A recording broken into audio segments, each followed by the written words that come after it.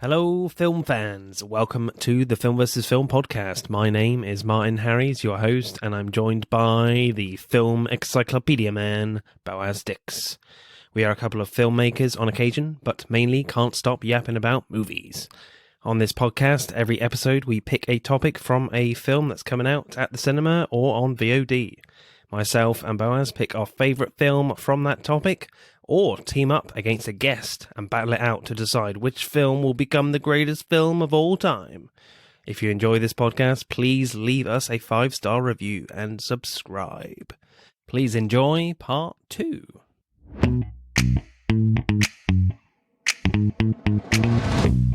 So our pick then for Robin Williams films is Dead Poets Society. I gave Boaz a choice of 4 films to go with. Dead Poets Society, Mrs. Doubtfire, Good Will Hunting, and the cinematic masterpiece that is Flubber, which I very much watched over and over and over again as a kid, Flubber. Same. But I'm guessing you picked Dead Poets Society, Boaz, mainly. Yes, you're into poetry a lot, but I'm guessing it's because you were just fascinated to find out why human beings cry. Is that right? Or... Oh, right, okay. Yeah. So I feel like this podcast is now an investigation for you of like why people cry. Yeah.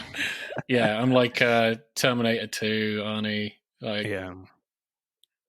So the first question is: did the floodgates open or did they not? For me, they did, for sure. No, man. I told you, man. I cannot cry. I literally can't. Wow. I reckon you could murder like a zoo full of puppies in front of me with like a hedge trimmer, and I wouldn't cry. You know, you'd put like a baby in a blender. I don't think I'd cry. I'm just not. I'm not that emotional. I really am not. Like I think I told you I haven't cried in like 10. Yeah. For the record, Claire is looking absolutely horrified by what you just said. My face just went like, I think my jaw dropped even more. Yeah, I got away with words. That's why I'm good with poetry. You don't want to read my poems; they're pretty fucked up. Yeah. So is this your first time watching this film, Boaz, or is this a rewatch for you? Yeah, it is actually. Yeah, it is. Oh, wow. Yeah. I've heard of this. I think this is one of the few. Yeah. There must be like, I mean, Williams. I've watched so many of his films when I was younger, but there are still like a bunch I haven't watched. He did so bloody many movies. But yeah, this is one of the classic ones. So have you seen this before then, Claire, or is this a rewatch for you? Yeah, so I've seen this before. When Robin Williams passed, I decided I wanted to watch a lot of his filmography just to kind of remember him. And so this was, I think, one on the list that I decided to watch. And I think it made it a lot more emotional for me, is probably why I cried so much more, because he had passed by that point. And everything else that happens in the last 30 minutes of the movie just makes me into a puddle. Yeah, so my dad thought it'd be fun for me to watch this as a child. Oh my. Did he videotape your reaction? Was he like going to send that to, No. You've been framed? I think it was just one of those points with my dad who's like, shall I get Martin to watch this or not? You know, and he just went for it, I guess. I don't know how old I was. I was like, I can't remember, like 12 or something, 10. And I didn't know that kids were capable of committing suicide. I didn't know that was possible before watching this film. So literally the floodgates opened for me, and I was this absolute state when I watched this film. And I think my dad definitely regretted me watching it. And I was so emotional that my dad literally had to help me upstairs to my bedroom because I was so devastated by what happened. Yeah. So you're not traumatized at all, right? Oh no.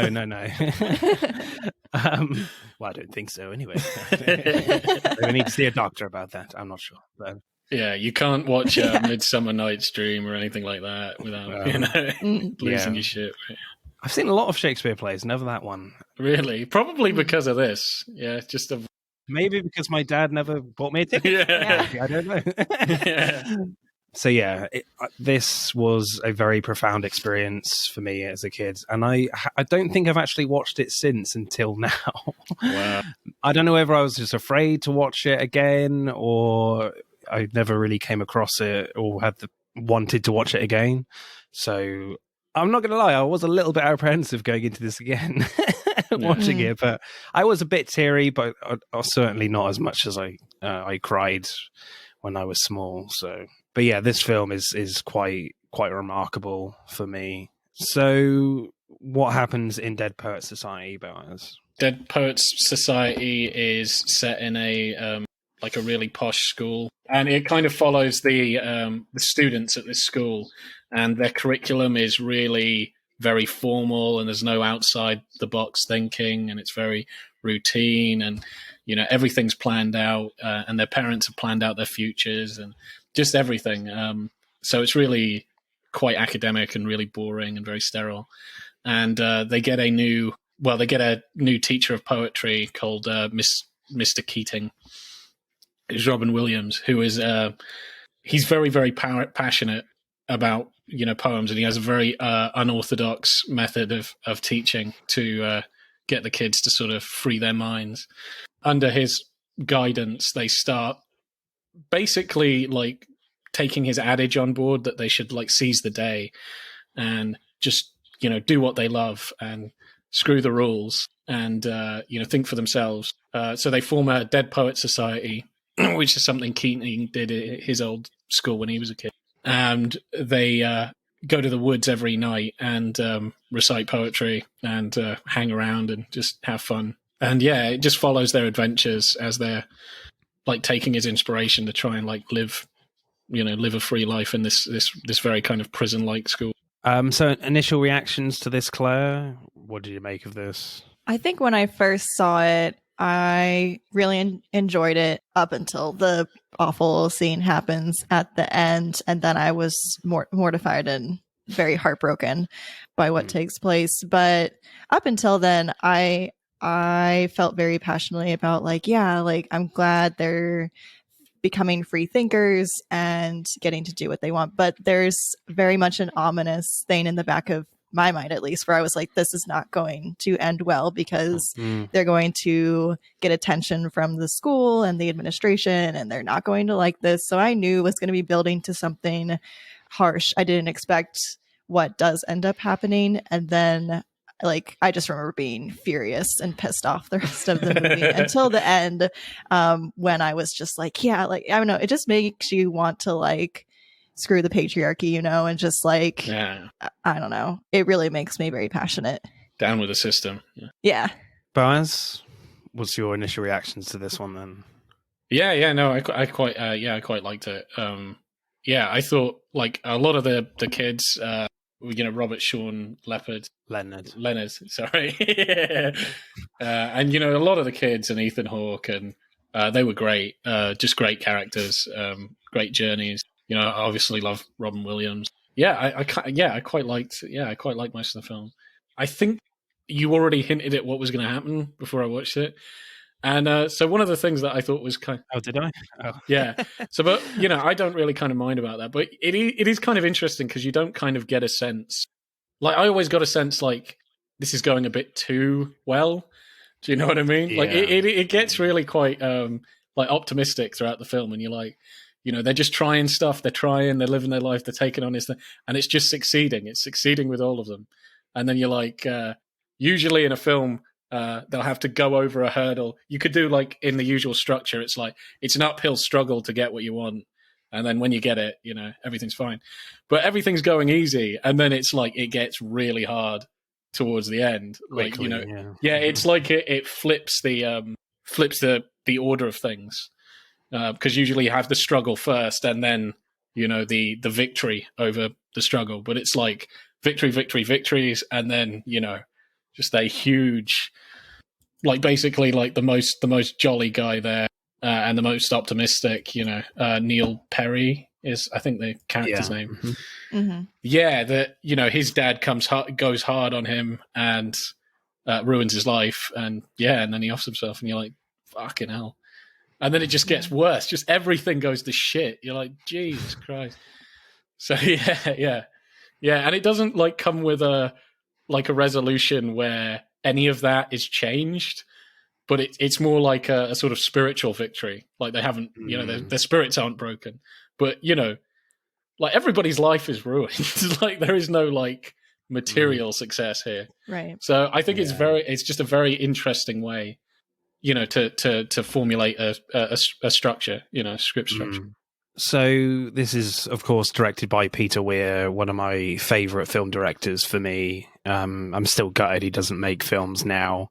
A lot of his films are on my favorite films list. The Truman Show, Master and Commander, Gallipoli, and of course this one. And I find him just a really fascinating director in his films and what kind of styles he goes with. And I think Peter Weir is one of these directors that really does the simple things perfectly. Like the way he does coverage is brilliant, where the camera goes in tight on the characters when it really matters, especially when Keating is talking to the kids on a very human, personal level. Like the camera's right there that seems seamless. But he also has like a great style to him too, when the group decide to go to the cave and they've all got like dark hoods on. The night scenes when they're traveling through the woods are beautifully lit with like a hint of slow-mo in there. That really works for me and just adds a little atmosphere and mystery to them getting there. Yeah, he has some really interesting shots that he goes with, and he's very much a director where you don't notice a lot of the directing. You're just really in it, Obviously you have to kind of notice it for this podcast, but I'm actively looking for it. But certainly when you watch it, you're like, you don't realize there's like someone orchestrating this film. It just feels very natural to me. Do you get that sense, or do you just see that in a lot of films? Yeah, it definitely feels seamless. I feel like I'm in the movie almost. I feel like if you can do that as a director, then you've done your job really well. And I also like how in the beginning of the movie, everything seems very firm and starch and like straight nosed and everything. But once Keating is introduced in the movie, things feel a little bit more whimsical. Like the scene when they're running through the forest feels very whimsical to me. And I think it's the music too. But then also when they're in the cave, it gets a little eerie. I mean, it just takes a wildly different tone than at the beginning. And I think that really helps you see these kids start to develop their own opinions about things, their own voice too. So I feel like that's seen in the directing as well. I feel like Peter Weir is so experimental with his music and sound at times as well. And I don't think he pushes it too much, but I think that's certainly one stylistic element that he kind of likes to play with a lot, working with his composer. Like there's definitely a lot of like electronica stuff going on here. Like he does that a bit in Gallipoli as well to create a lot of atmosphere in those night scenes and when they're in the cave. And there's a weird bit where it wouldn't be for everyone, but when they kind of start rapping about the Congo as they come out the cave, like there's this weird like twanging noise, which for me it works. It works for the tone and what's going on in this film. I'm not sure everyone would do that type of sound effect choice in their film. And I think also like there's some simple things. Like one thing I noticed with like Ethan Hawke is a lot of the camera focuses are always like over him. The camera always looks down on him more than it does to other characters. So it's almost like symbolizing how he feels about himself. Like he's small and sort of insignificant. He just doesn't want to, he's not brave. Yeah, I always felt that like that was kind of a mirror, to how he was feeling. So it's the camera just basically hinting at his sort of inner turmoil. You definitely get less of that when it focuses on him, like in the later half of the film when he's far more confident than in the first half. Yeah, so definitely. I think that, stuff like that, just using the right, camera angles to sort of accentuate like, the emotions of the scene or like the themes or something like that. And, can be done so subtly that you don't really sort of notice. Yeah, I think you're spot on, really. Like, I think Peter Weir definitely reflects the emotions of what's going on with his camera work, especially when, like, Neil is opening up to Keating about his philosophy on life. Weir goes a bit more unconventional in his directing to reflect the character's outlook and, like, the playfulness of what's going on. There's a scene where, like, Neil steals Todd's poetry and a chase starts around his room, and Peter Weir just puts the camera in the center of a small dorm room and just tracks them around the room at an angle. It's really good. So the direction does match the screenplay at times with the feeling of what's going on. There's another example when Keating is trying to get Todd to open up about his poetry, a fantastic fit scene, and he's got his eyes closed and they're like spinning around, but the camera stays on them for a moment. Yeah. And you get that kind of more stylistic points at the most emotional moments for Todd when he's creating his own poetry for the first time. You know, I thought that was just masterfully done by Peter Weir. You can tell I'm a Peter Weir fan.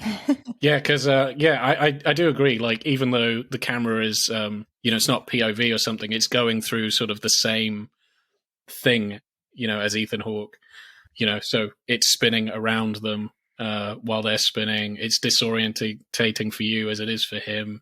You're getting like flashes of, the picture on the wall, and he's trying to come up with things, and you're getting the camera like moving around him and sort of, do you know what I mean? Like, it's and then you obviously get the basically sort of surprised reactions from like Robin Williams and the class about, oh my god, that was amazing.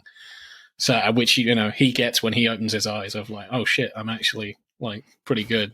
Yeah, so that's pretty good. I was going to add, I think another camera angle that I really liked was when he asks all the students to like stand up on his desk just to get a different perspective. And you see there's like a shot where it's them looking down, but then also it zooms in on Keating, and you see like them jumping off on either side of him. And he's, really encouraging them to think outside of the box, like you said. And I like how the camera angle looks like that too. Yeah, absolutely. Yeah. I mean, I was tempted to stand on my desk to start off this podcast, but I thought, nah, I might cause an injury. Yeah, probably. No, I feel like my desk isn't stable. Yeah, no, I'd snap mine clean in half. Right. And then you're paying for it because, it would be your idea. It's your fault. You picked this movie. It's your fault. The suicide scene is so well done, where it starts off with like a close-up on his father's shoes neatly together in order, just expressing everything about this character, and then cut to like Neil's clothes on his bed, like all neatly laid out for him. Like the eerie electronic music kicks in and everything's pretty much in slow-mo, and there's definitely like Jesus Christ imagery going on here with like Neil and with his top off, and he puts the crown on his head, which is made of sticks. And when he steals the gun out of his father's drawer, you know exactly what's gonna happen. And then cut to his father waking up in a really sharp motion. And what I found interesting is that you don't actually hear a gunshot. Nope. And like for a split second, you think, did he actually kill himself? And then there's like really brilliant, subtle pieces of slow-mo as Mr. Perry is walking down the corridor like he knows what's happened. Then it goes to normal speed, and I love the little shots of seeing the smoke from behind the desk and the gun in Neil's hand. And I love the big slow motion moment when Perry almost dives to Neil. Then immediately it's followed by his parents screaming and sobbing at normal speed.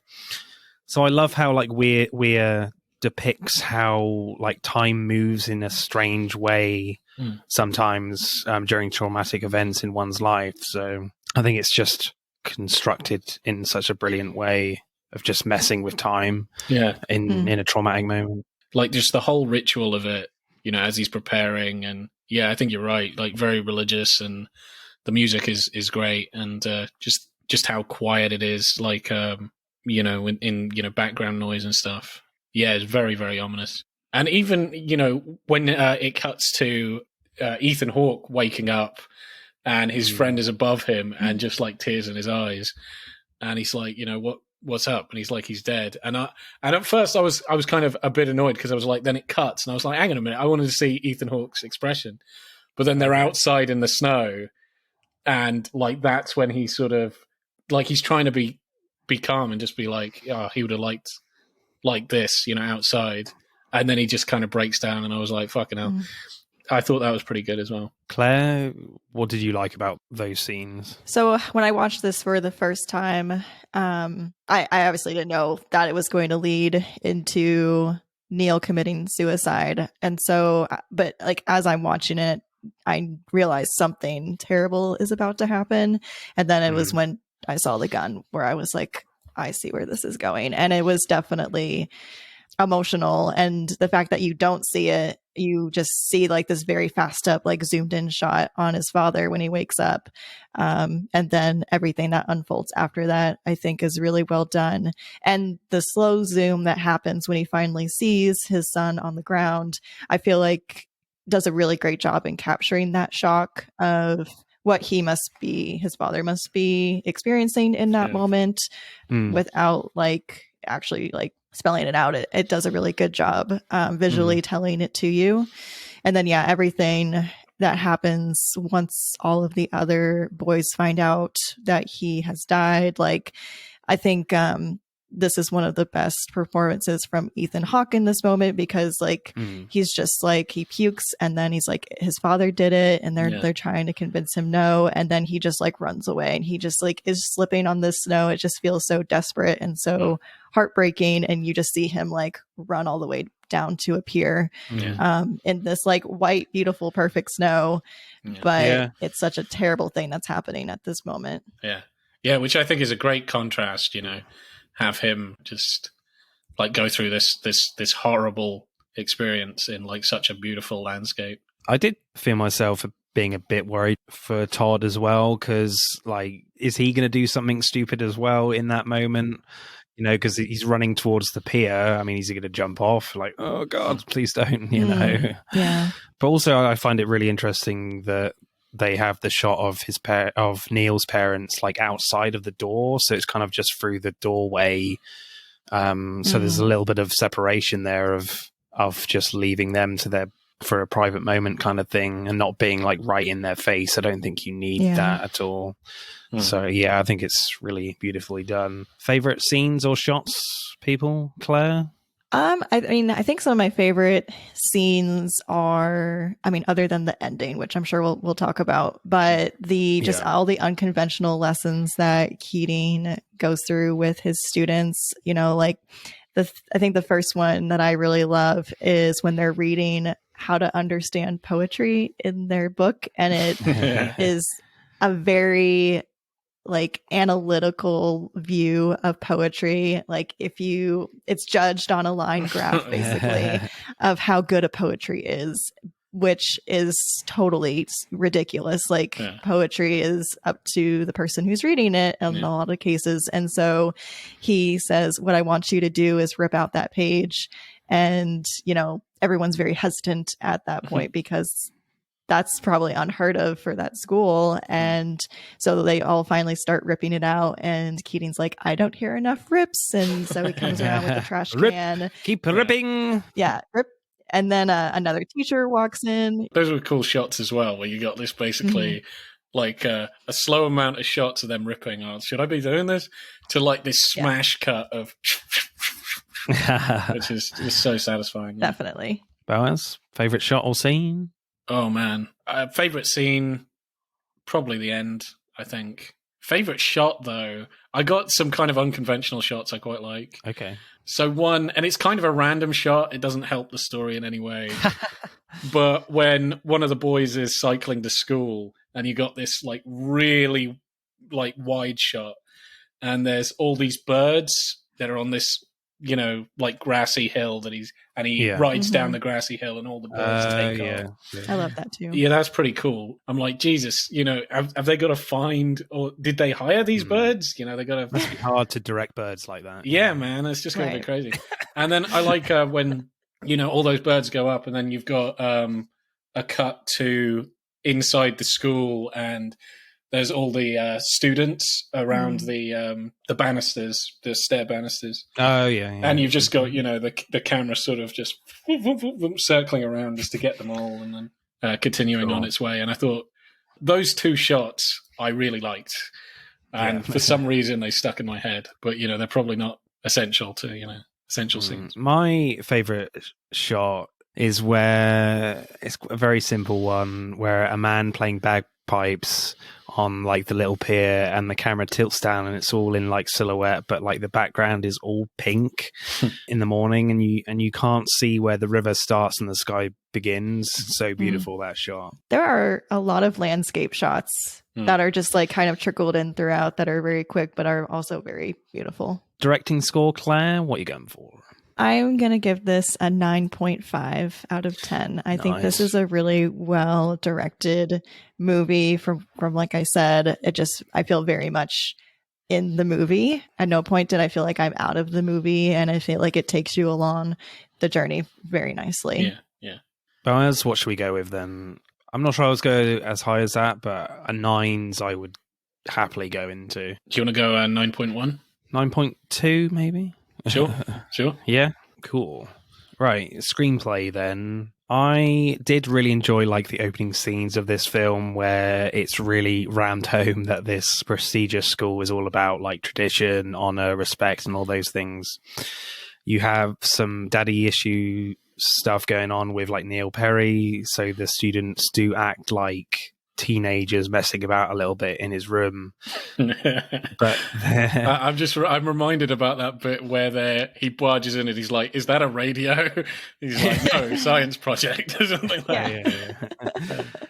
But they're all very obedient to the adult characters, and all the while you're waiting for Robin Williams' character to arrive in their class, and when they're all waiting for him, he just walks in and then just walks out. And he's like, "Come on, what are you doing?" And then all the students are like, "What the hell?" Then you get like a brilliant scene about like seizing the day. Like John Keating makes them lean in to hear what the old students are saying from the photos, and he whispers to them. And you're like, this is completely not what the school expects, nor to the students. So it's just a really great introduction scene, if you will, for Robin Williams' character. Yeah, I really love how Keating balances humor, or I guess actually I should say Robin Williams too, balances humor with seriousness. And there are so many moments where you can tell that it is Robin Williams, like where he does, I don't know if it's improv or, you know, or it was scripted, but he'll say things like when they were ripping out the pages of the book, he goes, "It's not the Bible, you're not going to go to hell for ripping it out."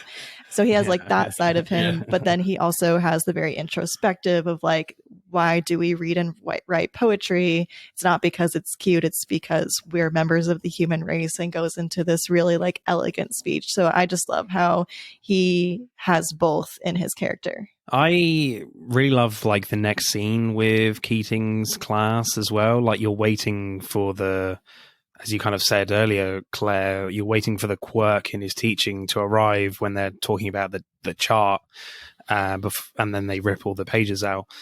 But I also like it when McAllister arrives demanding to know what's going on, and when Keating comes back into the room, he doesn't care what McAllister thinks. He's just polite and says, "Keep ripping, everyone, keep ripping." Even though McAllister is still in the room, he does eventually go. So Keating may be in this school, but for him, it's very much him and these kids with his teaching. It doesn't really matter where he's at. This is how I teach my kids. Yeah. It doesn't matter what's around me. Like nothing is going to get in the way. Absolutely. But he does it in such a charming and like great characterful way. Yeah, there's actually I really like that scene where they're like discussing teaching methods, and he's very much against, because he's like, I've seen what you were doing with your students. It's like I don't really approve. He's a realist. Yeah, exactly. Yeah. And I like that where like he makes his own quote, like McAllister, where he was like, they're not all going to be great thinkers and what have you, and they'll be annoyed with you when they find out they're not all going to be, they're destined for greatness. And then he was like, "Show me the heart unfettered by foolish dreams, and I'll show you a happy man." And then Keating continues with like, but only in their dreams can men truly be free. 'Twas always thus, and always thus will be. McAllister is like, is that Tennyson? And he's like, no, Keating. I really like that. I love that. Great moment. Yeah, just incredible wit. And I think Keating, he went to the same school, so he's not unaware of like what he's doing, and he knows that like it is a very traditional school. But he's just like, I don't care. Yeah, exactly. Yeah. I feel like that awareness comes through even more. Like the more you watch this film, he's very much aware of where he is in the school. I think throughout like the film, like one by one, the student characters buy into Keating's philosophy, but everything, as you kind of said at the top, but everything seems to be very positive and good. Nothing's going wrong at all, but they're surrounded by tradition in the environment, the clothes they're wearing. There's a scene in a courtyard area where they're just walking around, and there's a shot of one of the older teachers just looking at them through a window, and Keating says very knowingly, now we all have a great need for acceptance, but you must trust that your beliefs are unique, your own, even though others may think them odd or unpopular, even though the herd may go, that's bad. I think Keating is very aware of where he is when he's saying that. So there is a sense of impending doom a little bit in this film from this point onward, especially, I would say. I would say especially like when like they know they're being watched, when one of them sends like a Dead Poets Society anonymous letter into the school column or whatever. Yeah, having girls go to the school too. I thought that was a pretty great moment where he just like owns up to it in the middle of assembly. He like has a telephone out and he's like, yeah. yeah. I like that. It's for God. It's from God. Yeah. It's for you. Yeah, that was funny. But yeah, so you know they're being watched closely. Yeah, so there is that kind of dread in the back of your mind. But yeah, that was a pretty badass moment. I like when Keating even comes there to sort of not congratulate him, but like to tell him off. Doesn't mean you should do like, stupid things and what have you. But then even after that, like telling off, he's still really charming. Where he's like, that isn't daring. Like if you had said it was a collect, like you said it was a collect call. If it was direct, it would have been daring or something like that. Yeah, and then he leaves. That was funny. Yeah, that was quite funny. I think Neil himself also has like some great dialogue too as he goes along, and which is like I think the end super more heartbreaking because you see him come alive way more. Oh yeah. Once he realizes like he wants to be an actor and that's his dream, and he doesn't care like what his dad says, and he forges the permission slip from his dad and everything. Yeah. And I like the relationship between Todd and Neil too, and how that continues to grow. Todd's very quiet, like we said, and then gains confidence throughout the movie. And then you get a little bit more of a background into Todd's life about how his parents like don't seem to really care about him, and they give him the desk set and he's like, I had this last year. And so Neil is basically like, this is very aerodynamic, and then like has Todd chuck it over the edge, and Neil's like, don't worry, you'll get a new one next year. So I liked that. I thought that was brilliant. That was a really great scene. It was incredibly heartfelt and yet like hilarious at the same time. Yeah, their connection and relationship is really great, because certainly Todd is the last one to kind of buy into this philosophy. Cameron is another one that is not sure about it, but certainly Todd is the last one, I would say. But Neil is the one that kind of gets him into it, not Keating. Yeah. Whereas for everyone else, it's Keating, but no, for Todd, it's Neil. So I find it really great that their connection is so strong and makes it even more devastating when he kills himself for Todd. It's heartbreaking, and yeah. And like after the suicide of Neil, there's still like 20 minutes left of this film to go, and you're like, it can't just be all downbeat from here. Like the school is pointing all the blame towards Keating and making sure the students sign a form to say it was him, creating a scapegoat, which of course it wasn't Keating at all. It's quite heartbreaking as well that Cameron cracks and stands with the school and not his friends. But I do kind of quite like that. the fact that they made that decision because it feels kind of more real to me that someone might have a different opinion, you know, protecting his education in such a prestigious school. But it's hard to watch seeing them fight as well in such an emotional moment. You know, Charlie ends up punching Cameron for it. He deserves it, though. He's a prick. Yeah. And then Charlie is expelled. Yeah. So they're in such a dour situation emotionally. And that is such a shame as well, because Charlie was a great character as well. Like, you know, he was like the cool, too cool for school, like suave, you know, we can get loads of chicks doing this, like being a prankster, just amazing character. And then, and as soon as all the bad shit happened, you know, the death and the school blame, and he's gone. And it's like, Jesus, that's unfair. That's so unfair. I know. Yeah. I was really upset that he like wasn't in the very last scene because like it felt very much like that's that group. He should have broke through the window. Like he's just like in the hedges, just comes in. I need to stand on the desk. Yeah, he actually first he should drop kick Cameron, then stand on the desk. You know? Yeah, take his head clean off. Yeah. He very much stood with his beliefs, like the entire, like he didn't break from character. Like he was like, I'll just get expelled. Versus the others, I think were a little bit more able to be influenced. Just afraid, Yeah. And I think that's why like the last scene is so powerful when Todd defies the head teacher and stands up on the desk, you know, saying, "Oh, Captain, my Captain," and most of them stand up, and even the one who wrote The Cat sat on the mat stands up, and it's just like, again, and it's kind of the film Spartacus moment. It's just such a powerful moment of just supporting and stand buying Keaton, even though there's kind of nothing they can do about the situation to change it. I love it. And it is just so sad and frustrating as well, as we've said, that Cameron doesn't stand up either. It's just like, oh, come on, dude, stand up. It's like, come on, you know you want to. And I like, because even when they're all up there, the camera goes to Cameron, and he's just like, you know,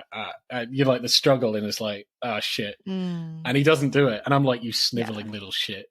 Like, I really hate that character with all my being. Even the kid with the snotty nose, like, got up and did it. Like, I mean... Yeah, exactly. Yeah. Even he got up. I wasn't, like, pissed at Cameron. I was more just, like, frustrated. I'm like, come on, dude. You know you want to stand up. Just do it. You're disappointed. I am furious at him.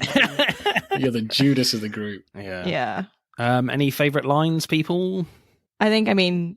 everything Keating says as far as like carpe diem, seize the day and make your lives extraordinary, I think is really great. I just love how the last line of the movie too, following up on that scene, is just him saying, "Thank you, boys, thank you." And he realizes like it's not their fault that they were forced to do this, but just to see, like, I think as him being a teacher of these students, that he made an impression on them, like, I think was really wonderful. Yeah. Thank you, boys. Is definitely another crying moment for me.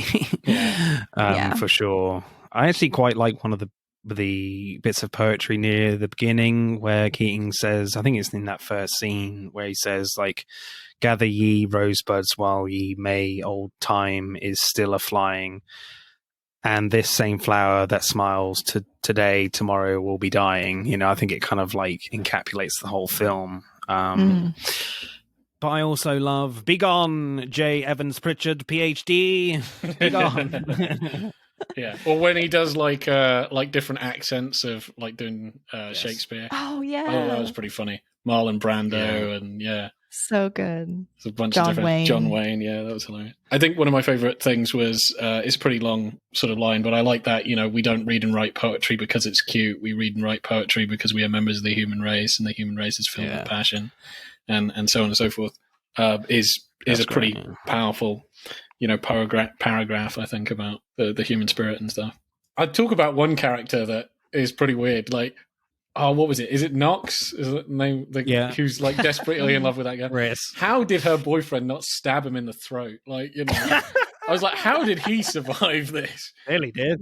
Yeah, he could have killed him like a million times. Right. Yeah, those scenes like at the party are so cringy. I was like, oh my God, what are you doing? Yeah, I was like, don't do it, you fucking idiot. You're going to die. You know? And like when Knox kisses Chris on the forehead, you're like, oh my God, you're at a party. Everyone can see what you're doing. Right. You goddamn moron. I think like Peter Weir is so good at like constructing this really awkward atmosphere as well in a few scenes with Knox and Chris. And then he does it in the classroom as well. Oh, that's so cringe. That was so cringe. Like, to be honest, I was thinking, like, there is no way in hell that she is into you. Like, especially you've done this twice, embarrassed her.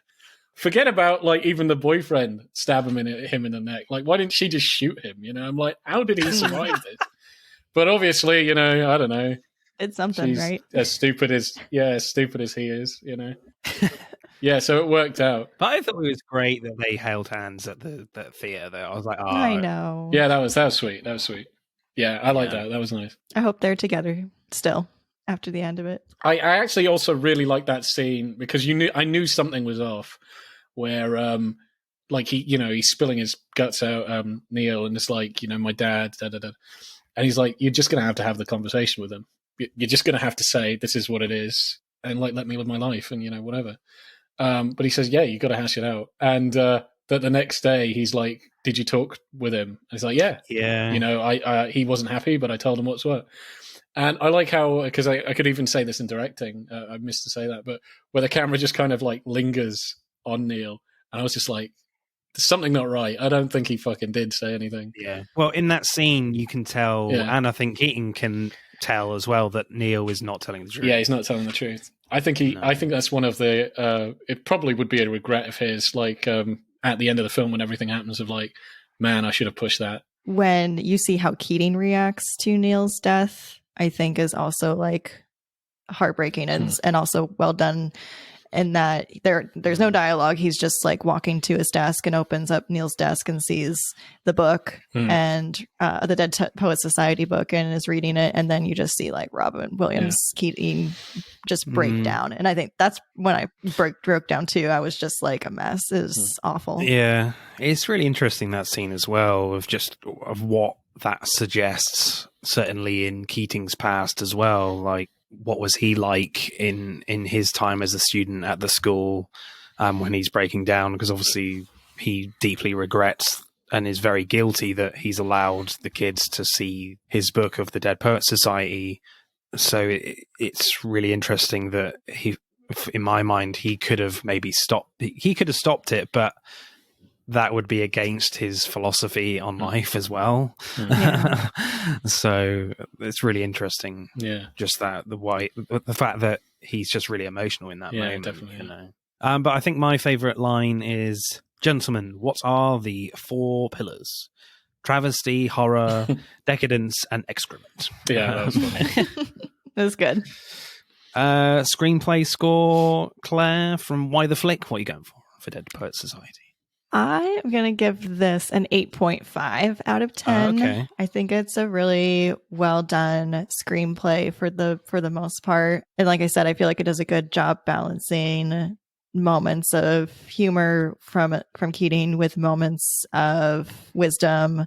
And I think each character gets some really great dialogue absolutely. In there as well. Is there any criticisms you have with the script then for you? Or? I think like main criticism is that some parts, like, to me, just felt like they maybe dragged on like a little bit too long in certain scenes, maybe particularly like when they're in the cave. So, but it's pretty minor, I would say, as far as that goes. I do kind of like as well that they commit a lot of time to a lot of the students' arcs in this, like, you know, Knox, Charlie, Todd, and Neil. And you've got Cameron in there as well. You know, they all have kind of their own separate stories within this, which is kind of really confident, I would say. Yeah. The other thing, too, is like we don't ever hear from Neil's dad after the fact, which, I mean, might just be like the case. I'm not saying I dislike that part of it, but there's nothing else from him other than you hear like he wants an investigation done, and you can understand from that fact that he's not willing to accept any blame, but there's nothing else mentioned from him personally. Yeah, absolutely. I think you could even like slot an entire other film in between the end. Like there's so much that can be addressed. But yeah, I get what you mean. What else would you address then? Well, man, it's just. Or is it a separate podcast? Yeah, maybe a separate podcast. But yeah, no, I would have liked maybe more scenes of because I know it's the kids' story, but like Keaton coming to terms with this, and maybe even have him like feel really guilty or needs to be encouraged or something, or even try to fight for his career. But I understand like the focus is the kids, But yeah, just see what was going on with the other parents as well, like his dad as well. Yeah, I really like this script, so I'm willing to go like a 9.3, 9.4 or something like that, Boaz. Any objections to that? Or I think the only because it focuses on a lot of kids. I think the only one kid I didn't like his story as much because it was just it just didn't seem like it would really happen. Is Knox? It's like that would never happen. That would never fucking happen. What do you think he would have been killed? I think he would have been killed. He would have been killed like maybe 4 or 5 times. I think if anybody watched this film as an impressionable kid and was like, "That's how I woo the lady of my dreams," you're going home in a fucking ambulance. Like there is no way that's going to work. An insight in what school you went to as a child, maybe. Yeah. Rough as hell. There were a lot of ambulance visits. Yeah. Crikey. But yeah, no. Besides that, I liked all the other kids' stories. Yeah. I'd go maybe in the 9s. 9.2 then. Yeah, 9.2. I would say like maybe just this little bit, but it doesn't really matter. But they were very accepting of Keating straight away, and I was surprised at that. Like I would have thought maybe a little pushback because this guy is pretty wild, but they just like accepted it. There's definitely varying degrees of that. It's really Neil that is enamored with him, like straight off the bat. So I do agree with that. Yeah, there is some pushback with some of the kids. So maybe I'm a little wrong there. But I don't mind that at all because he's very much completely obedient by his father. Yeah, well, I mean, he's got the most positive outlook, but the most fucking dominating, like suffocating life. Like, his dad is like the minutia of what he can do and what he can study. So you're like, yeah, okay, I sort of see he'd go with that. So, maybe that's not really a good criticism. Right. Acting then. I love the acting from Robert Sean Leonard as Neil when he's doing his last monologue in A Midsummer Night's Dream in the play, and he's like locked eyes on his father, Kurtwood Smith. It's like the first time he's fighting back against his father in a way, like, no, I am going to star in this play and you can't do anything about it. And when he's done, everyone cheers and claps, like so happy for him apart from his dad. And it kind of shows, a lot about what his father is about in that moment as well, when the whole room is celebrating, like this is not over. And when Keating comes to congratulate Neil, Mr. Perry, his father, interrupts Keating and says, "Stay away from my boy." And then in the car, like Neil doesn't look upset. There's still like a slight smile on his face, like he can now handle his father in a little way. And there's an extended shot on Robin Williams' face as they drive away saying the opposite. Like, this is not going to be good for Neil, looking so worried. I thought that was just a great piece of storytelling in the acting for me.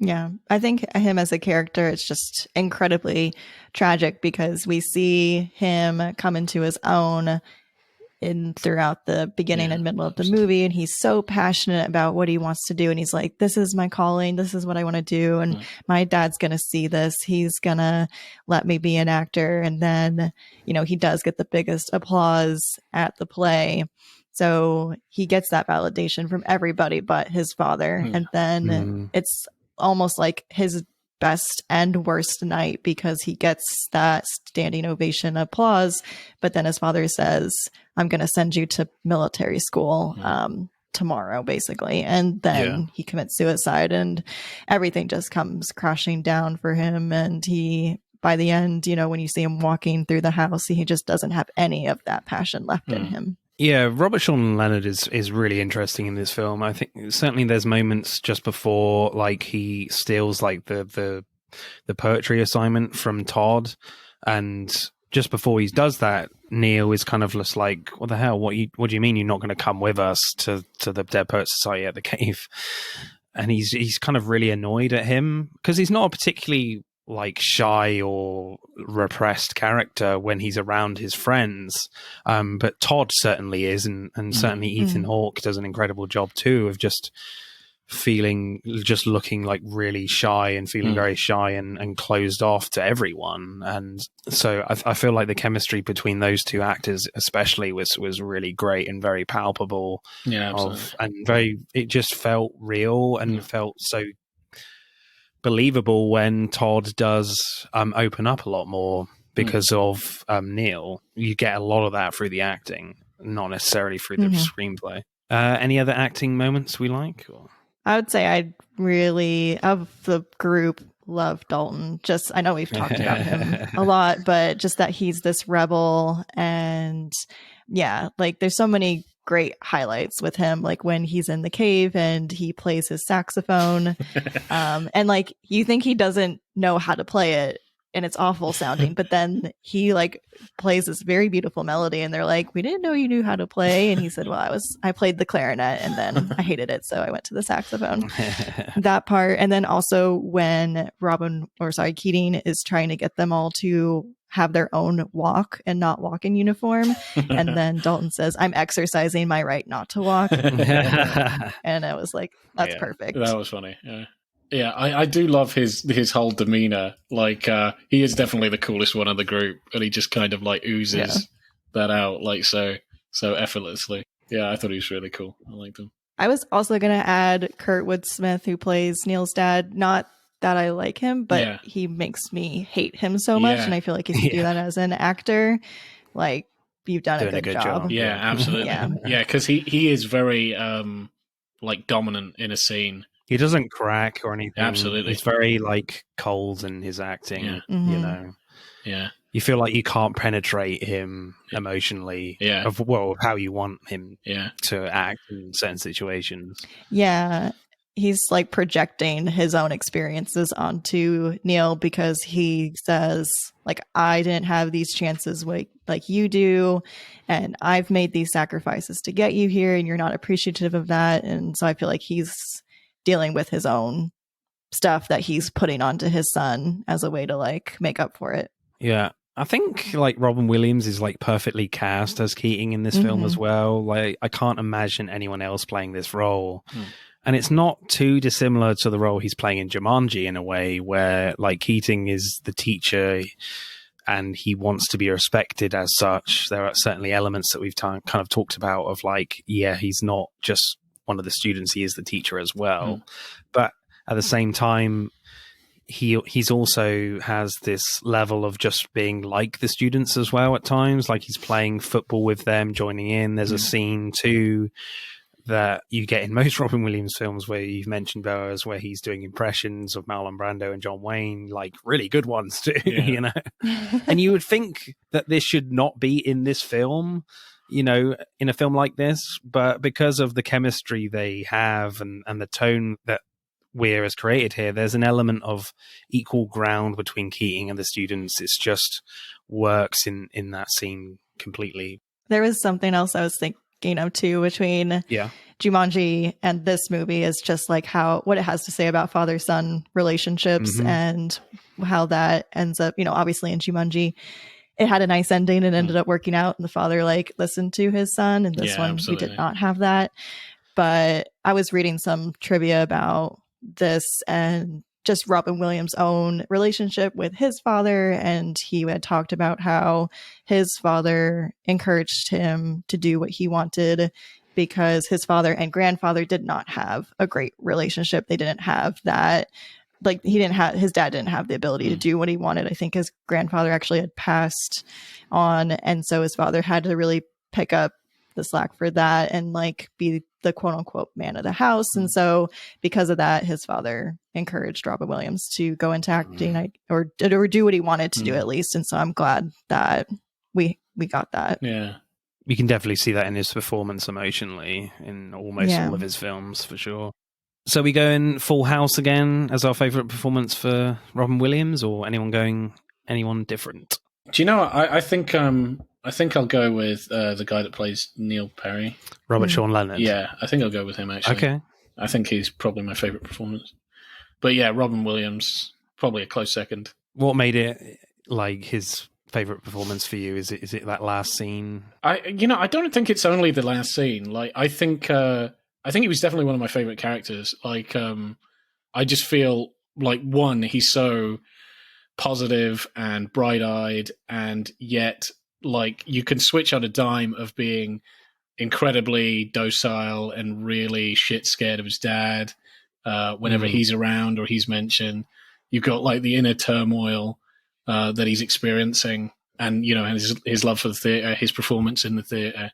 Even though we haven't mentioned it, like when he tries to stand up to his dad, and then that just goes nowhere. And then obviously, the entire scene of his death, which not only I think is cinematically done really well, but you've seen him go through quite a lot. I think more so than many of the other characters, and then you have this sort of payoff for it. And I just think he did a really good job with what his character's meant to be, like the center of the group.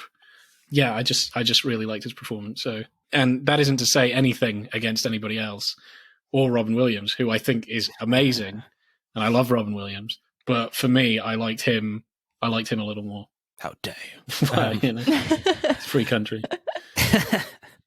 Not in this school, it's not. Acting score, Claire, what are you going for? So for this movie, I think I'm going to give it an 8.9 out of 10 for acting. I feel like most of the actors that we have talked about are really why I give it this high score. Like Robin Williams just does such a great job, and like I said, he brings this funniness that he has in all of his movies. But he's also incredibly deep. And I think this is one of the movies where you see like he has range. He's not just a comedic actor. He can go into these deep roles and take you along with him there. And then everyone else is also really great. Robert Sean Leonard, for all of the reasons that you just mentioned. Ethan Hawke too. Gail Hansen, who plays Dalton, is like probably my third favorite character of the group. I think with Ethan Hawke's character, I would have maybe liked to have seen just like a little bit more, I don't know, rebelliousness, or just something like where he was also finding himself or something he was passionate about. I don't know if we got that as much as, say, with Neil. Yeah. But again, he has like that incredible arc at the end where he's the first one to stand on the desk. So I think that also makes up for it a little bit. What should we go with then, Boaz? Scrape into the 9s or keep it into the 8s?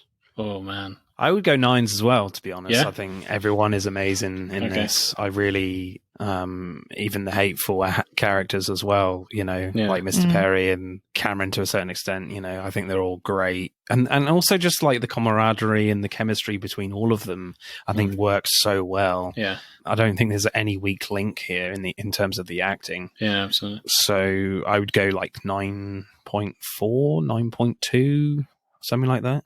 I think I would go like maybe a straight 9. Okay. Yeah, I'm happy with that. I'm slightly more leaning to sort of like the tipping point of like 8.99 sort of thing, but like definitely in that range. Right, let's add up the scores then for Dead Poets Society. Dead Poets Society gets a very, very impressive score of 54.3. So it beats off Jumanji with 49.3. So I think Dead Poets Society goes straight to the top of our new list for 2023. Not difficult, frankly, with our previous episode. Yeah. Next episode, we'll be doing another Legends episode on maybe Meryl Streep films. Haven't finalized it yet. And we may have a guest from the Love of Cinema podcast. Maybe. Still need to figure things out with that one. Claire, you have been amazing. Thank you so much for your patience and your time. You have been amazing. Thank you very much. Yeah, sorry I was late, like super late. Oh, no worries. This is your opportunity again to talk about your podcast. Yeah, so thank you so much for having me on. This was great. I had an awesome time talking about these 2 movies with you guys. Thank you. Again, we are Why the Flick podcast. We review different movies, and we had just finished, like I said, our 2nd season in October. So we are going to be picking up our 3rd season very soon. So to find out when we will be back, you can follow us on social. We are at Why the Flick on Instagram, TikTok, and Twitter.